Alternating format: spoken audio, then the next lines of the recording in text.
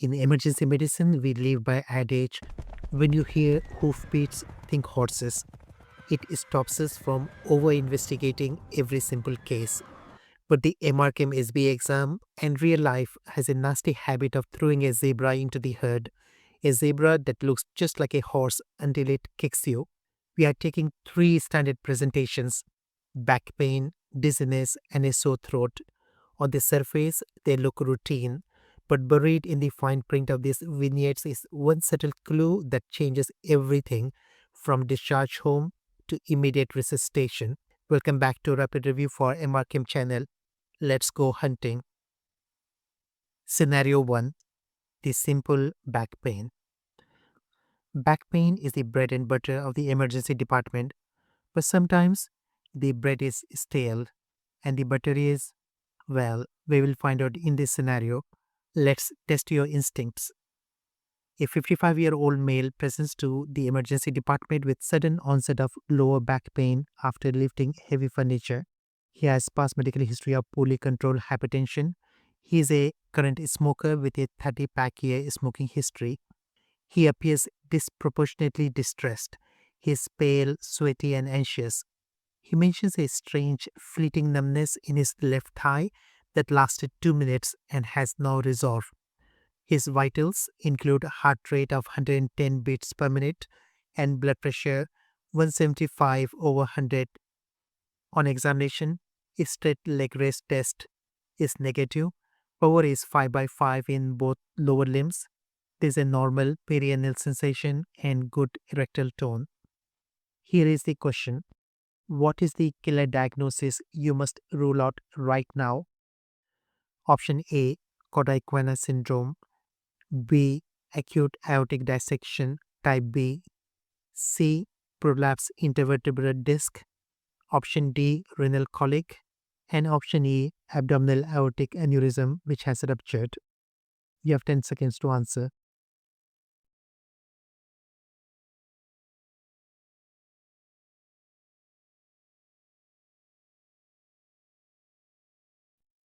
Stop if you chose C, disc prolapse. You fell for the horse. The answer is B, acute aortic dissection. Let's break down exactly why the other four options are wrong, because the college loves to use these exact distractors. Why it is not option C, prolapse intervertebral disc? This is the bait. The lifting heavy furniture history screams musculoskeletal injury, but you have to look past the triggers. The mismatch. A simple disc prolapse rarely causes this level of autonomic disturbance. Pale, sweaty with a heart rate of 110. The exam. His straight leg raise test is negative. Usually a disc prolapse causing severe pain would have positive tension signs. The numbness. Numbness due to disc prolapse is dermatomal and constant. It doesn't disappear in 2 minutes. Why it is not option A, Cauda syndrome? This is a must not miss diagnosis, but the clinical picture rules it out. The exam.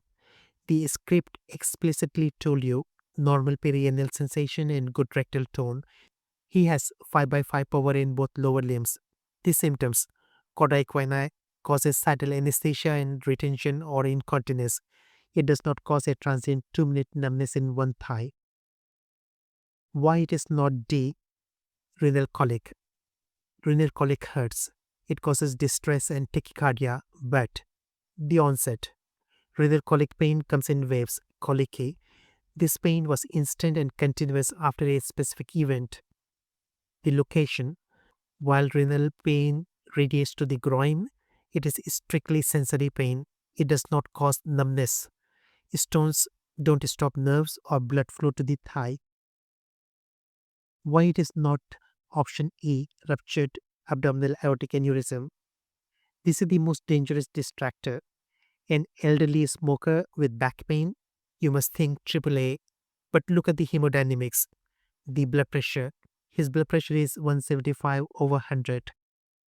The reality: if an abdominal aortic aneurysm ruptures, the patient is bleeding into their retroperitoneum. They will be hypotensio and collapsing, not hypertensio. While leaking is a possibility, The specific neurological symptom points us elsewhere. Why it is option B, acute aortic dissection, type B. This leaves us with zebra. The patient is a hypertensive smoker. These are the prime risk factors for dissection. The presentation, disproportionately distressed. Pain from dissection is often described as the worst pain ever experienced, tearing or ripping. But here's the smoking gun, the fleeting numbness. This is the pathophysiology you need to understand. In a dissection, the inner lining of the aorta tears, creating a flap. This flap is dynamic. It moves with the blood flow.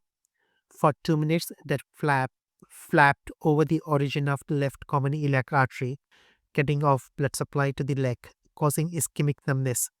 Then the flap moved, flow returned, and the numbness resolved. A disc doesn't do that. A stone doesn't do that. Only a dynamic vascular obstruction does that. The lesson: ignore the furniture, trust the physiology. If the symptoms are fleeting, think vascular. Scenario 2: the vertigo trap. The dizzy patient. A 68-year-old diabetic female presents to emergency department with a history of severe dizziness and vomiting. She woke up with the room spinning and her symptoms are persistent. She is also complaining of nausea and vomiting, which are worse on any head movement. On examination, you observe spontaneous horizontal nystagmus. You ask her to sit up on the edge of the trolley, but she is unable to maintain her posture and falls immediately to the left side without support, even with her eyes open. The question is, what is the most likely diagnosis? Option A, vestibular neuronitis. Option B, BPPV, benign paroxysmal positional vertigo. Option C, Meniere's disease. Option D, posterior circulation stroke, cerebellar infarct. Or option E, viral labyrinthitis. You have 10 seconds to answer.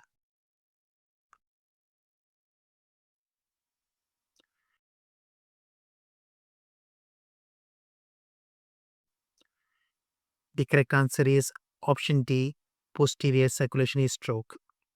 This is the classic peripheral versus central vertigo dilemma. The horse here is vestibular neuronitis. It's common and causes severe spinning sensation and vomiting. This scenario tests your ability to distinguish peripheral vertigo, the ear, from central vertigo, the brain. The examiners set a trap with the vomiting and the nystagmus, which makes everyone think of the ear. Let's prove why the other options are wrong. Why it is not option B, benign paroxysmal positional vertigo. BPPV is the most common cause of vertigo, so it is the most common wrong answer. But look at the timing, the duration. BPPV stands for paroxysmal. The vertigo lasts for seconds, usually less than 60 seconds, and is triggered only by specific position changes. The patient. Our patient has persistent, continuous vertigo. She feels dizzy even when sitting still. That rules out BPPV immediately. Why it is not option C, Meniere's disease? Meniere's is a specific clinical triad. You cannot diagnose it without all the parts. The triad: vertigo, tinnitus, and hearing loss. The case: the vignette mentions no auditory symptoms. Without hearing loss or ringing, Meniere's is incorrect. Why it is not options A or E, vestibular neuronitis or labyrinthitis? This is the hardest part. Vestibular neuronitis presents almost exactly like this: sudden, continuous vertigo, vomiting, and nystagmus. Labyrinthitis is the same, but with hearing loss. And since our patient has no hearing loss, option E is out. The distractor. In vestibular neuronitis, the patient feels terrible. They want to keep their eyes closed. The key difference. However, in a peripheral ear problem, the cerebellum, the balance computer, is still working perfectly. The input is bad, but the processor is fine. Why the correct answer is option D, posterior circulation stroke. This brings us to the stroke. The differentiator here is a concept of ataxia out of proportion to vertigo. Truncal ataxia. The patient could not sit up. She fell immediately. This is truncal ataxia. The physiology. This indicates that the central coordination center, the cerebellum, is offline. Even with her eyes open using visual compensation, she cannot defy gravity. The rule: a patient with vestibular neuronitis might be unsteady, but they won't usually fall off the trolley if they are sitting still. A cerebral stroke patient will. MRCEM tip: if a dizzy patient cannot stand or sit unaided, it is a stroke until an MRI proves otherwise. Do not be reassured by the absence of classic stroke signs like limb weakness or slurred speech. The inability to sit is the neurological sign.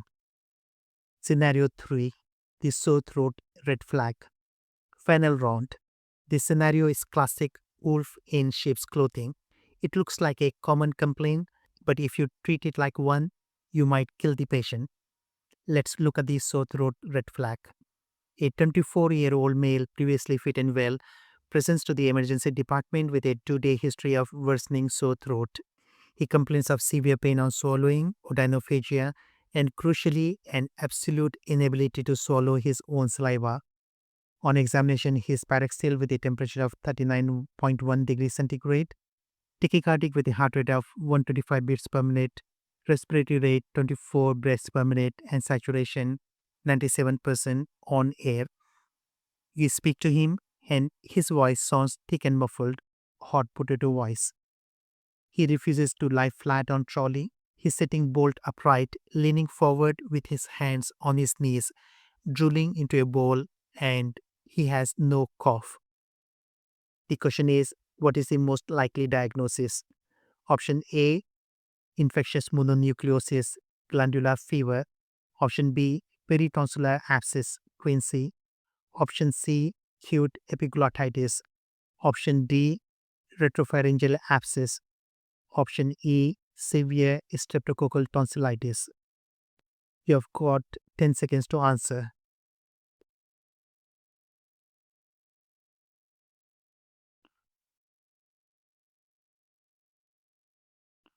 Stop if you jumped on the hot potato voice and said quinsy. Option B: you are in danger. The answer is option C: acute epiglottitis. This is one of the most dangerous traps in emergency medicine. The examiners deliberately use the hot potato voice to bait you into diagnosis quinsy. Let's break down why this patient is much sicker than that. Why it is not option B, peritonsillar abscess quinsy. Quinsy is the main distractor here. It does cause a muffled voice and fever, but there are key differences in the posture. The posture. Quinsy patients are miserable and in pain, but they don't usually sit in a specific survival position. They often have trismus, lockjaw, which makes opening the mouth hard, but they aren't fighting for air. The danger. If you mistake epiglottitis for quinsy, your instinct is to put a tongue depressor in to look at the tonsils. In epiglottitis, this can trigger fatal laryngospasm. You must know the difference before you touch the patient. Why it is not option E, severe streptococcal tonsillitis. Tonsillitis is painful, but it is not an airway emergency. While swallowing hurts in tonsillitis, patients can usually manage their secretions. Pulling of saliva or drooling in an adult is a specific sign of obstruction or inability to swallow due to excruciating pain beyond simple tonsillitis. Why it is not option D, retropharyngeal abscess. This is a deep neck space infection. While serious, the clinical picture is slightly different. The demographic. This is much more common in children or after trauma, like swallowing a fish bone or chicken bone. The signs. These patients often present with torticollis, stiff neck, or reluctance to move the neck rather than classic tripod position we see here. Why the correct answer is option C, acute epiglottitis. This leaves us with a true airway killer, the tripod. He's sitting forward, hands on knees, extending the neck. This aligns the axis of the airway. It is a primal, desperate attempt to stent open an occluded supraglottic airway. The drooling. The epiglottis is so swollen and painful that he physically cannot swallow saliva. The no cough. This is surprisingly important. Epiglottitis is usually silent because the pathology is above the vocal cord. The takeaway is simple: respect the tripod. If an adult is drooling and leaning forward to breathe, do not examine the throat. Do not lie them flat. Call anesthetics and ENT immediately. Your job is to keep them calm and keep the airway open.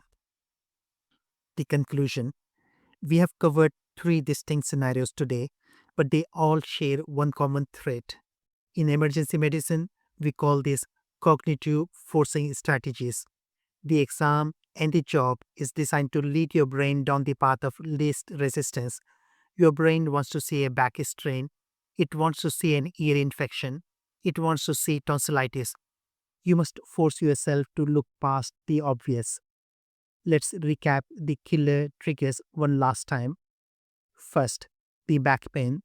When you see musculoskeletal history like lifting furniture, force yourself to look for vascular signs.